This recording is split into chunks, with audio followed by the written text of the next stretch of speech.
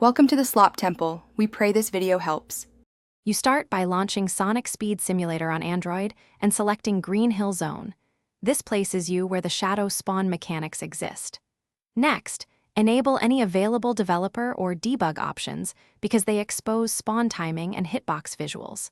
Then, position yourself at the loop-to-loop checkpoint where the shadow trigger reliably appears. Do this immediately so you can observe spawn cues. Understanding where triggers are matters, because shadow spawns depend on player proximity and specific in-game events.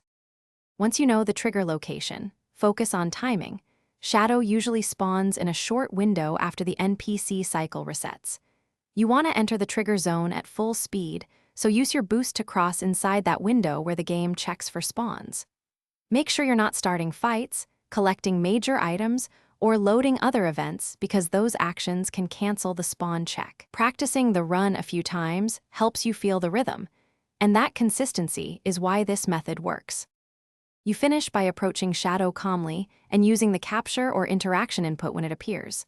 Quick, accurate inputs matter because Shadow often despawns if you hesitate. If Shadow fails to spawn, reload the checkpoint and nudge your timing by 1 to 2 seconds. Small timing shifts make a big difference. If the spawn still glitches, make sure to clear the game cache or fully restart the app, since memory hiccups can prevent spawns. That troubleshooting tip fixes most persistent issues. Thanks for watching. Consider subscribing if we helped you.